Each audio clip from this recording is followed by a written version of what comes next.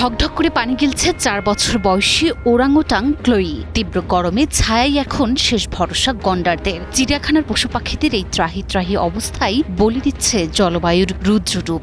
অন্যদিকে ফ্রান্সে মাত্র 48 ঘণ্টায় তীব্র গরম কেড়ে নিল 2 শিশুসহ 18টি তাজা প্রাণ। আর এই সব কিছুর পেছনে রয়েছে জলবায়ুর এক অদৃশ্য খলনায়ক এল নিনো। বিজ্ঞানীদের কপালে চিন্তার ভাঁজ ফেলে বিশ্বজুড়ে শুরু হয়েছে এল নিনোর তাণ্ডব। আবহাওয়াবিদেরা বলছেন এবারের এল নিনো ভেঙে চুরমার করে দিতে পারে অতীতের সব রেকর্ড।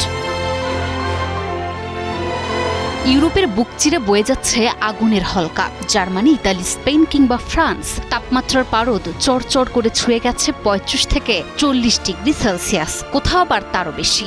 শুধু দিন নয়, রাতের তাপমাত্রাও 20 ডিগ্রির ওপরে। ফলে নিদারুণ এক অস্থিরতায় রাত দিন কাটছে লাখো মানুষের। একটু শীতলতার খোঁজে মানুষ ছুটছে ছায়া, আইসক্রিম কিংবা পানির ফোয়ারার দিকে। সবচেয়ে বড় আঘাতটি এসেছে ফ্রান্সের ওপর। গত রবি এবং সোমবার মাত্র 2 দিনে দেশটিতে প্রাণ হারিয়েছেন কমপক্ষে 18 জন। এর মধ্যে ফ্রান্সের দক্ষিণ পশ্চিমাঞ্চলীয় বন্দর শহর বোর্দে ওক্সে তাপমাত্রা ইতিহাসের সব রেকর্ড ভেঙে পৌঁছে যায় 41.9 ডিগ্রি সেলসিয়াসে। এই শহরেই প্রাণ হারিয়েছেন 80 থেকে 95 বছর বয়সী 3 জন বৃদ্ধ।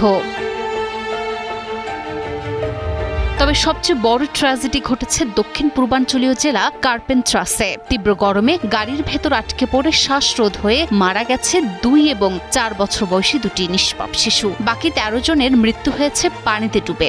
কারণ তীব্র গরমে একটু স্বস্তির খোঁজে নদী, হ্রদ কিংবা সাগরে নেমে দীর্ঘ সময় কাটাতে গিয়েই ঘটেছে এসব মর্মান্তিক দুর্ঘটনা।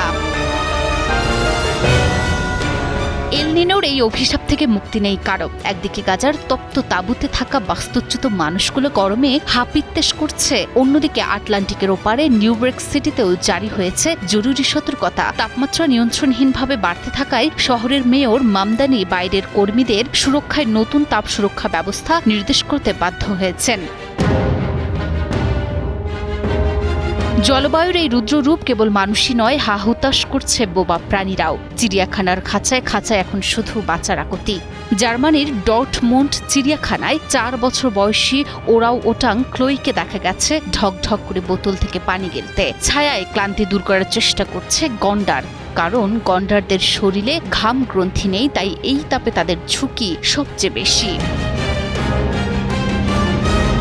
অবশ্যই নরকুণ্ডের মাঝেও ব্যতিক্রম সেরিয়েমা পাখিরা। তারা ধুলোবালি মেখে সূর্যের তাপে শরীর ঝলসে নিতে ব্যস্ত। তবে পেঙ্গুইন বা পিগমি ওটারদের মতো প্রাণীরা শরীর ঠান্ডা করতে দিনভর পানির বুকেই আশ্রয় খুঁজছে। বেলজিয়ামের এক বন্যপ্রাণী আশ্রয় কেন্দ্র জানিয়েছে তাপে পীড়িত প্রাণীদের ভিড়ে তাদের কেন্দ্রগুলো এখন উপচে পড়ছে। প্রকৃতির এই রূপকে হালকাভাবে নেওয়ার সুযোগ নেই, কারণ আবহাওয়াবিদদের মতে এবারের এল নিনো যদি পূর্বাভাস অনুযায়ী শক্তিশালী হয় তাহলে এটি গত 75 বছরের মধ্যে সবচেয়ে ভয়ঙ্কর এল নিনো হতে পারে। বিশেষ করে আফ্রিকা, মধ্য আমেরিকা, ক্যারিবীয় অঞ্চল এবং এশিয়ার কিছু অংশে খরা ও বন্যা পরিস্থিতি আরও ভয়াবহ আকার নিতে পারে।